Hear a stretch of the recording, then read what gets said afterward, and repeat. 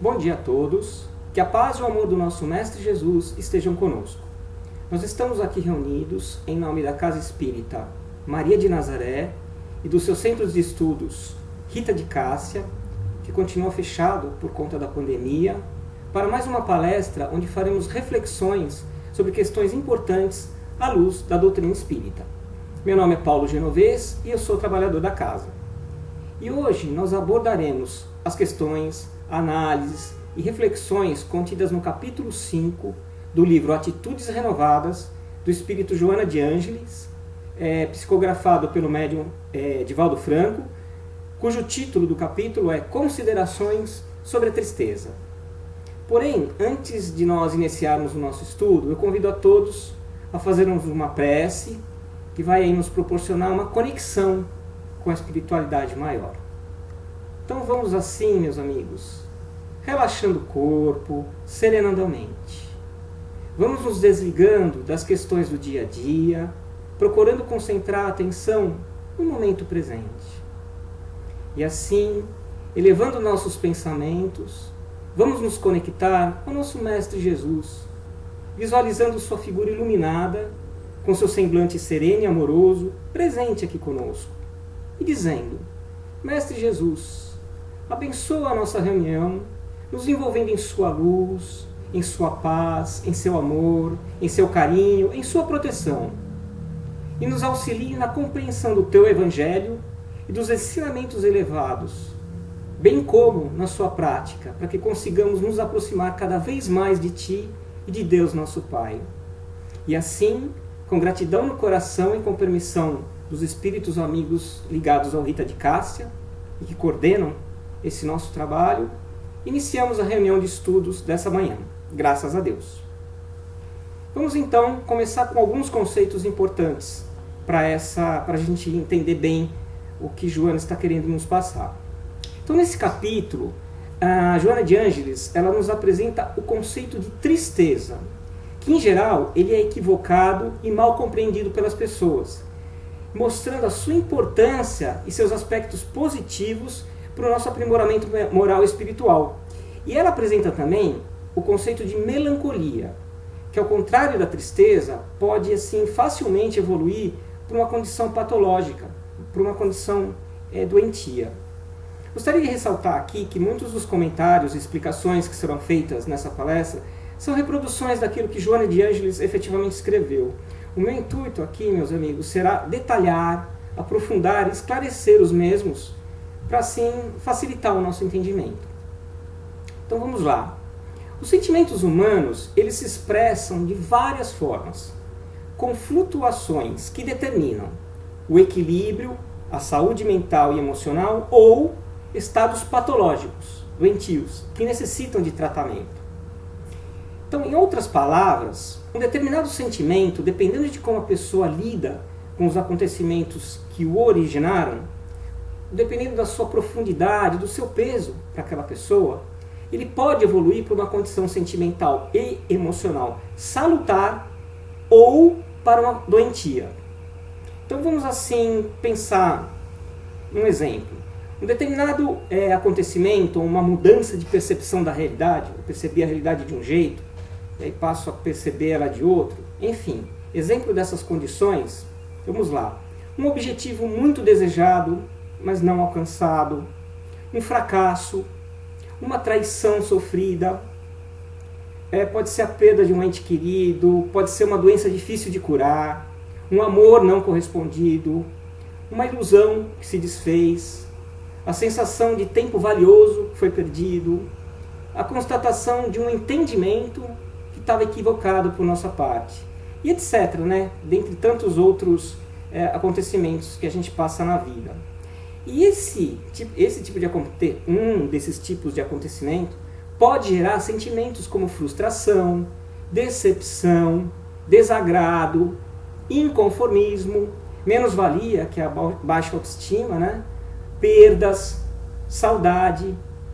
E dependendo de como a pessoa encara e vivencia essa situação, esses sentimentos eles podem acabar evoluindo para uma condição sentimental e emocional que, apesar de doída, ela é salutar. ou seja, ela é benéfica para nós mesmos. No caso, é o sentimento da tristeza, como nós vamos ver um pouquinho mais adiante. Ou pode evoluir para uma condição sentimental e emocional doentia.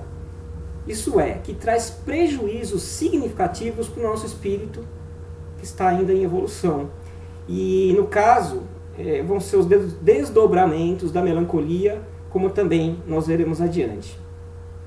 E em seu texto, Joana de Ângeles, ela nos mostra que a tristeza, ao contrário do que muitos pensam, ela representa uma condição salutar para o espírito, enquanto que a melancolia, se for cultivada por um tempo razoável, significativo, ela se transforma em uma condição patológica.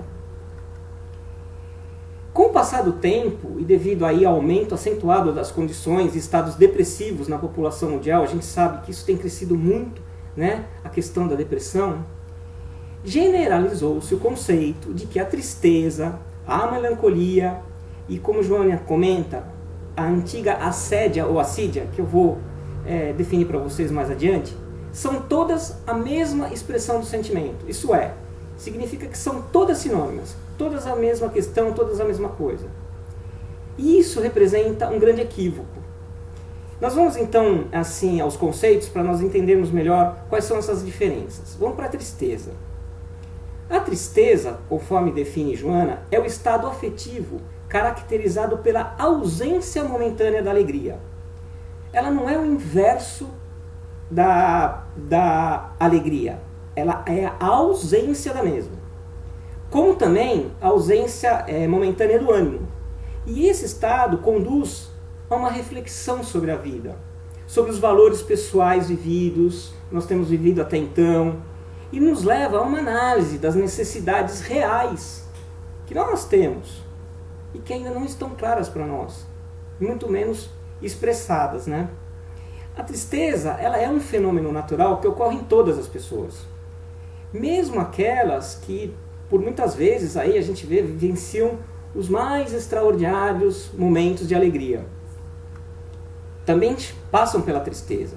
Ela pode ser considerada como uma pausa para uma compreensão da nossa existência, de si mesmos, avançando assim no rumo da felicidade, que é o que a gente procura.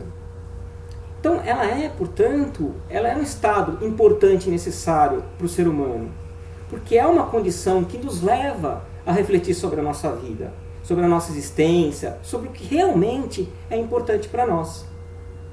Já a melancolia, ela é diferente. Ela é um estado psicológico e emocional caracterizado pelo desencanto, pelo desânimo geral com a vida. E assim, por um profundo abatimento mental e físico, que beira uma condição depressiva. Então a gente passa por um desencanto, uma decepção com a vida. E a melancolia também é um estado de saudade profunda de algo conhecido e que foi perdido, ou de algo desconhecido e que não foi experimentado. Poderíamos ter experimentado e não fizemos isso. Então é bem diferente a situação, né, da melancolia com a tristeza. E a assédia ou assídia é um estado caracterizado por indiferença, abatimento, torpor, desânimo ou falta de vontade, tristeza excessiva, prostração, apatia, letargia. Portanto, ela é muito semelhante ao conceito da melancolia. Então, enquanto a tristeza ela nos convida a uma viagem interior, propondo assim uma avaliação de comportamento e consideração a respeito dos nossos valores e daqueles que são aceitos, a melancolia ela é uma condição mais complexa. No início, é até natural que ela ocorra, mas se ela for se prolongando por um tempo maior, mais significativo, ela pode se converter em um transtorno depressivo. E aí ela necessitará, com certeza, de tratamento apropriado e competente. A gente precisa de uma ajuda externa realmente. A tristeza, sim, nos conduz, ela não nos conduz, à apatia, ao desinteresse pela vida e à depressão. Mas a melancolia, se ela for prolongada, sim, a gente pode chegar lá. É importante aqui abrir um parêntese e falar sobre a depressão, porque ela é uma doença psicológica, mas ela também é uma doença física. Ela é uma alteração na química cerebral, ligada principalmente às substâncias serotonina e dopamina, que são fundamentais para o nosso prazer, para o relaxamento, para a alegria. Então, ela faz com que a gente não consiga utilizar essas substâncias da maneira correta para que a gente encontre esse prazer, esse relaxamento, essa alegria. E é também uma condição psicológica, porque ela altera profundamente a nossa percepção da realidade e também os nossos padrões de comportamento. E isso nos traz bastante sofrimento. Então ela necessita, meus amigos, em geral, tratamento tanto físico, que é medicamentoso, em conjunto com o tratamento psicoterápico. Obviamente, um médico, psiquiatra deve ser consultado e ele trará aí qual o melhor caminho a ser seguido. Mas precisamos desse apoio, desse suporte da medicina. Vamos falar agora sobre uma questão muito importante, que é o estereótipo da alegria. A nossa sociedade contemporânea, ela tem a prática de definir padrões únicos para todo mundo. Então ela estabelece que todo mundo tem que seguir certos padrões para que essa pessoa esteja bem. Então ela estabeleceu que a alegria ela deve ser um estado constante de todas as pessoas. Ou seja, que o ideal para o bem das pessoas é que elas estejam constantemente, permanentemente alegres. E assim, elas devem fugir da tristeza em todos os momentos, pois a mesma, segundo o conceito geral da sociedade, ela é prejudicial para o ser humano. E além disso, a sociedade em geral estabeleceu que a alegria permanente, duradoura, ela é fruto, assim, praticamente exclusivo do êxito, do sucesso na vida. E o que é o êxito e o sucesso na vida, segundo a sociedade? É a conquista e manutenção de um conjunto de condições padrão para todos os indivíduos. E são esses padrões, triunfo social, profissional e econômico, conquista de posição relevante, relacionamentos estreitos com pessoas importantes, influentes, formadoras de opinião, superioridade intelectual, aparência jovem, sempre jovem, independente da idade, beleza física, realização nos relacionamentos afetivos, naquele realização completa, aquele relacionamento perfeito, admiração por um grande número de pessoas, que elas nos admiram devido efetivamente a essas conquistas. Força e ânimo inabaláveis diante das possíveis adversidades da vida. A pessoa nunca pode fraquejar. E sendo, então, a alegria fruto e representação desse êxito, desse sucesso na vida, se a pessoa está constantemente alegre, é porque ela tem esse êxito. Caso contrário, se ela apresenta momentos de tristeza, e quanto mais tristeza pior, é porque ela não tem esse êxito na vida. E isso é interessante porque exerce realmente uma influência profunda nas crenças pessoais para grande parte das pessoas. E fazendo assim com que elas se dediquem exaustivamente à conquista dessas condições padrão. Pois assim, conforme foi dito a ela, foi incutido na mente dela, ela precisa disso para usufruir de uma alegria perene, permanente. Segundo a sociedade, isso representa o normal, o correto, o adequado. E, por outro lado, os gostos e entendimentos pessoais que, porventura, diverjam desse conceito, eles precisam ser sufocados, porque eles representam anomalias, segundo a sociedade.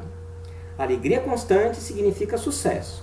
Tristeza significa algum fracasso, em alguma condição da sua vida, se não em todas, Mas a gente vê que muitos conflitos existenciais e assim condições patológicas, elas surgem desse entendimento que a sociedade nos impôs.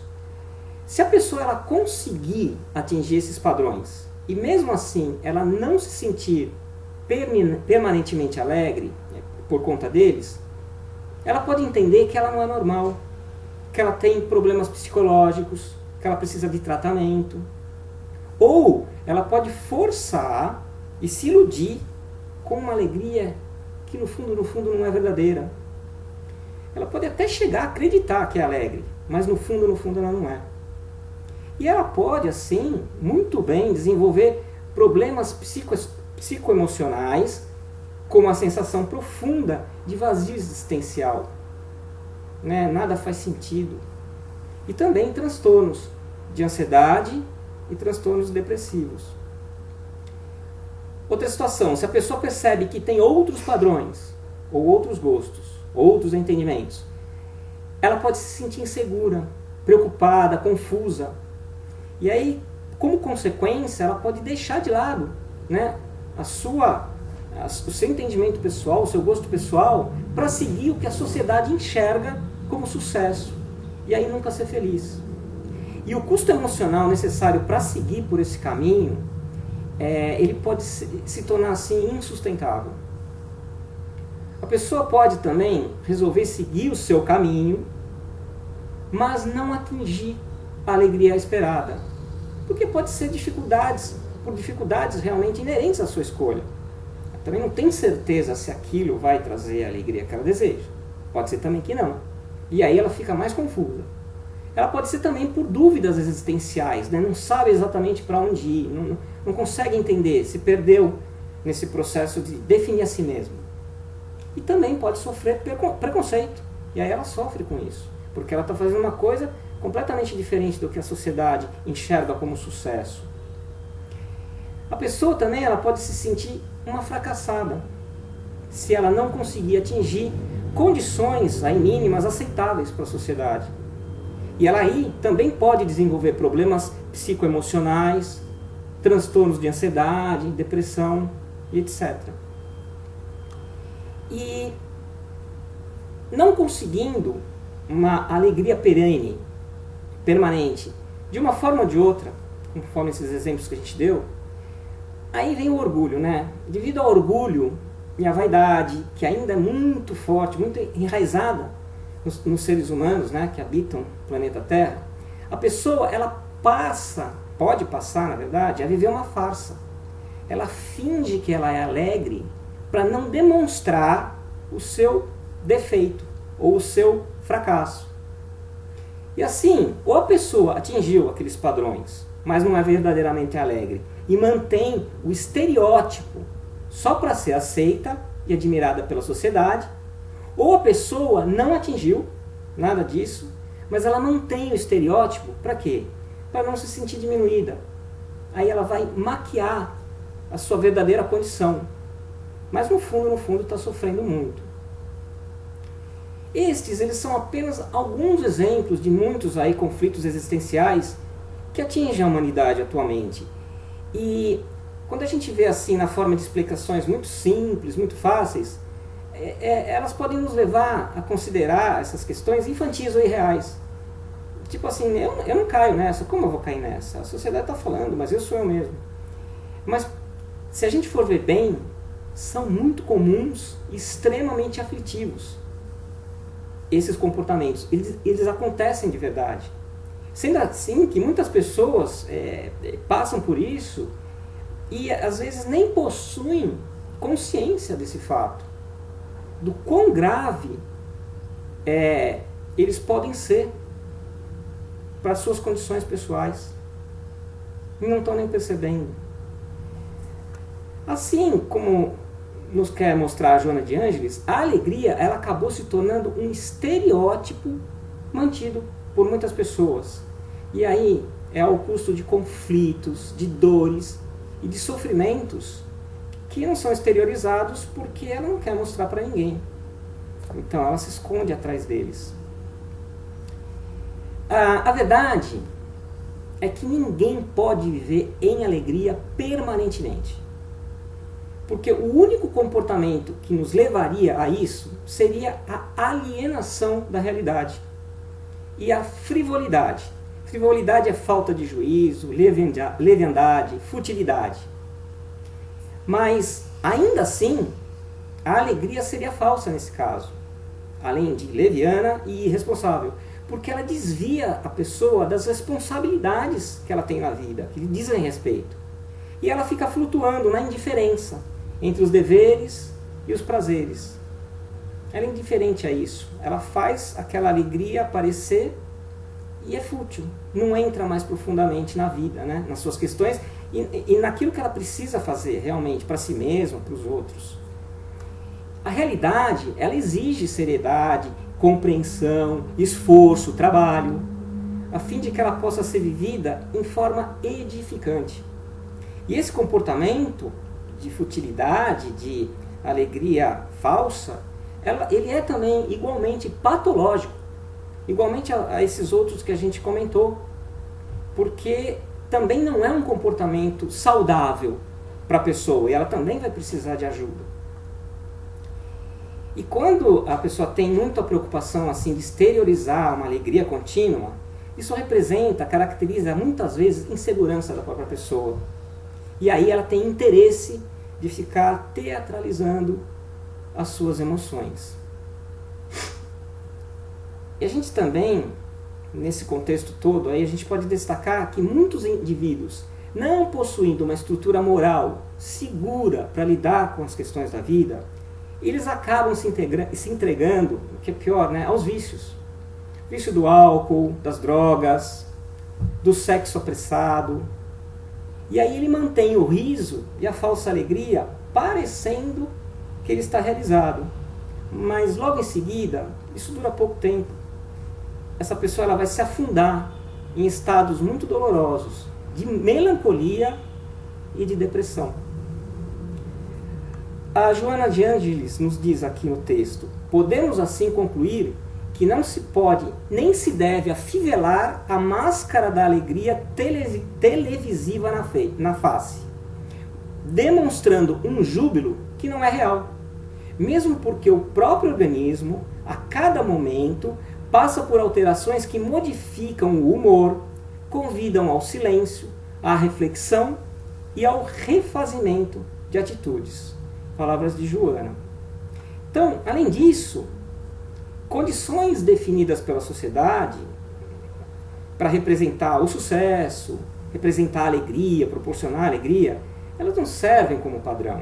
A gente já sabe disso, mas a gente sempre cai nessa farsa, né? Cada individualidade ela é única. Seus dons, gostos, suas características pessoais é que definem essa individualidade. Como também as ocupações e atividades que realmente lhe proporcionam realização e alegria. Cada um tem os seus. Não somos todos iguais. E não existe melhor nem pior. São questões pessoais, gostos pessoais. E a sociedade, né, como eu disse, busca padronizar isso. Mas a gente não pode entrar nessa. A gente tem que ser nós mesmos, procurar nossa alegria, nossa felicidade. E como nos mostra a Joana de Ângeles, a gente vai falar agora um pouco sobre a tristeza como terapia. A própria tristeza sendo terapêutica. Então, como ela nos mostra, a tristeza ela é normal, ela é benéfica. Porque, como nós já vimos, ela estimula a reflexão mental.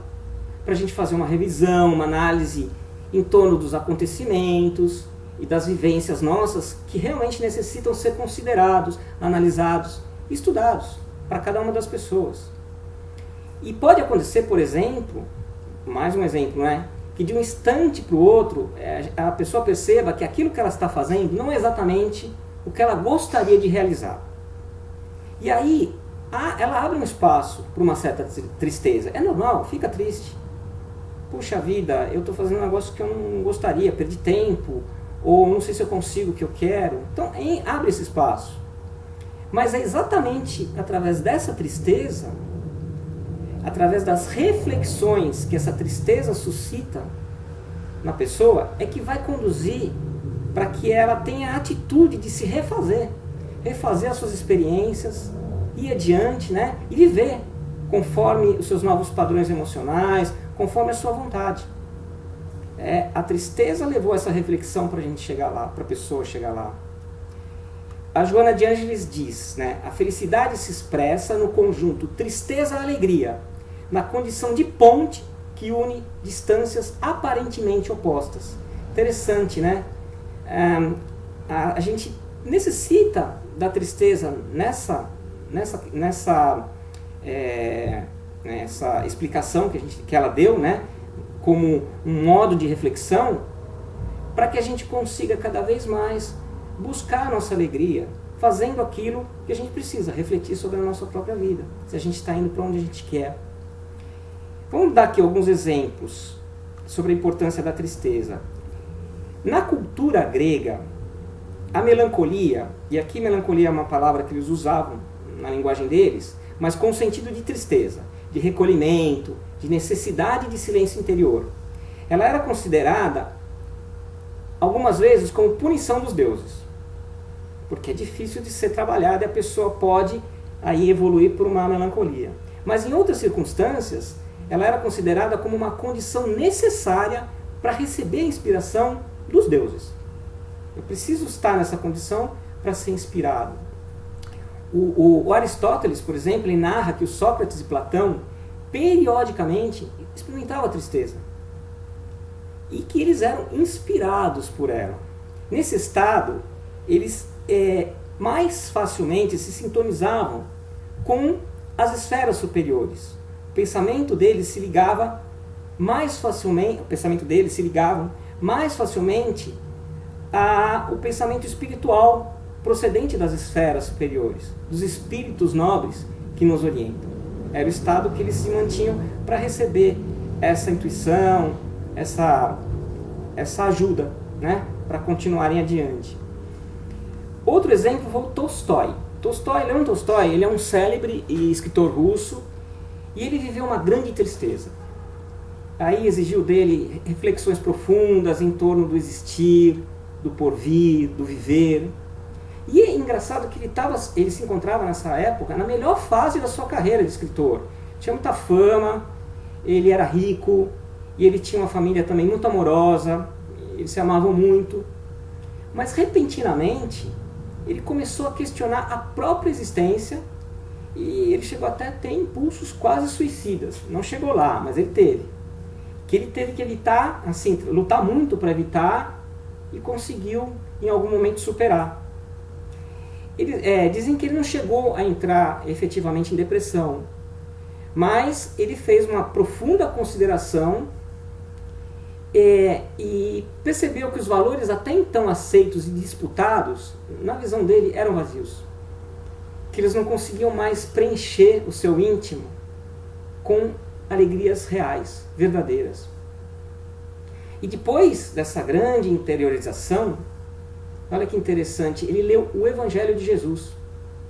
E nele, ele encontrou a resposta, que era a verdadeira alegria, mudando de forma assim muito radical o seu modo de viver. Ele repartiu a sua fortuna, repartiu seus bens, não era mais apegado às coisas materiais, assumiu uma postura simples, assim, a condição de uma pessoa modesta, e ele passou a valorizar muito a fraternidade, a amizade entre as pessoas, né, o amor entre as pessoas. E assim, ele influenciou muitos que acompanhavam e seguiam ele, né? E essas pessoas, por conta dele, mudaram o seu caminho na vida, tomaram outras decisões. E apesar de ele ter sido perseguido pela religião dominante na Rússia, ele era considerado um herege, ele declarou a sua crença no Deus justo, de amor, de misericórdia e de justiça, Pai de todas as criaturas que tinham o mesmo direito de serem felizes na Terra. Quando se pensava que cada um tinha uma condição diferente e nem todo mundo conseguiria ter felicidade. Bom, quando o espírito que deseja paz e plenitude, ele descobre que ele está engessado nos compromissos sociais. Quando ele está muito atrelado ao relógio, porque o relógio controla a nossa vida, né? Estou sempre atrasado, sempre com compromisso, sempre naquele momento, sempre ansioso por conta disso, né? quando o ser humano é obrigado a se comportar de uma maneira padronizada, que apesar dele ser livre para fazer o que ele quer, ele é escravo das imposições da sociedade, dos multiplicadores de opinião, da mídia mercantilizada, como a palavra usada por Joana, né, que está mais preocupada no dinheiro do que efetivamente nas pessoas, mais preocupada no consumo. Essa pessoa, quando ela percebe isso, ela desperta dessa ilusão em que ela se encontra. E aí ela experimenta inicialmente uma tristeza pelo tempo que foi mal conduzido. Puxa, eu passei tanto tempo nessa ilusão e só agora eu fui perceber. Quanto tempo eu perdi? Mas é importante que prestou atenção, que percebeu, que faz parte da vida, né? Ninguém está pronto, ninguém é perfeito. E essa tristeza, porém, como nós mostramos, como Joana mostrou, ela se trata de uma tristeza saudável e enriquecedora. E ela se manifesta não como uma infelicidade, como uma decepção com a vida. Não, é mais como uma terapia para se desvencilhar dessa condição ilusória, de falsa alegria e das aparências. Então ela consegue usar essa tristeza para fazer esse movimento. A preocupação que toma conta da sociedade contemporânea, a gente sabe, em aparecer, é muito grande. Né, os seus 5 minutos de fama. E assim, muitas pessoas, a gente sabe que se submetem mesmo aos padrões de beleza, de comportamento, de alimentação, de relacionamentos, para mostrar uma postura de triunfo, de conquista. Elas são realmente loucas para atingir lá o seu minuto de fama. Elas precisam disso, então elas vão radicalmente seguindo o que Cartilha mostra. E aí, vou fazer um parênteses para analisar uma nova profissão que surgiu, que todo mundo conhece atualmente, que é a de influenciador digital. Nada contra, salvo exceções, é que eu não conheço profundamente, devem ter situações que são boas para as pessoas, mas grande parte deles a gente vê que são apenas fixadores de padrões na sociedade. Padrões esses que são desejados por aquelas empresas, né, que estão preocupadas somente com o ganho financeiro que isso pode proporcionar. Então a pessoa, na verdade, ela está vendendo um produto que alguém que ganha dinheiro com isso e ela também. Então a influência, ela é boa efetivamente? Não, ela está visando um lucro, um dinheiro. Então a gente vê que a sede das pessoas na sociedade atual para ter um padrão para ser seguido, aí saber o que fazer, porque é mais fácil, né, alguém dizer para a gente o que fazer do que a gente pensar melhor e falar o que eu quero fazer. Então, já que é isso, eu vou lá. E como todo mundo não, mas muitas pessoas, né, enxergam isso como saudável, como sucesso, seguir esses influenciadores, elas vão atrás. No entanto, não é bem isso, né, que a gente deveria buscar para a nossa vida. Bom, voltando então à tristeza, ela tem, portanto, vez em qualquer comportamento moral, social, religioso e individual. E ela vai trabalhando para que o indivíduo consiga fazer a sua renovação interior e a conquista de valores mais profundos e mais significativos do que ela tinha, do que ela consumia até esse momento. É importante ressaltar também que ninguém deseja ser triste. Né? Ninguém tem que ficar buscando a tristeza para conseguir fazer uma mudança. Mas ela precisa de um impulso, né, a pessoa, para sair da ilusão de uma alegria que é falsa para ir para uma verdadeira. Então, a tristeza ela faz vez disso. Então é importante ressaltar que a gente não deve cultivar a tristeza como uma necessidade para ter discernimento em cada instante, em toda parte. Nós não vamos buscar a tristeza, preciso ser triste para isso, não. Mas já que eu passo por uma situação que não me traz alegria, que eu realmente me sinto triste, então eu aproveito essa tristeza, conforme esse conceito, para fazer as minhas reflexões. Mas se nós conseguirmos fazer sem ela, melhor ainda, né? A gente não vai sofrer muito para conseguir mudar a si mesmo. Então ela é um fenômeno, tristeza, psicológico, que deve ser transitório, como consequência desses conflitos existenciais.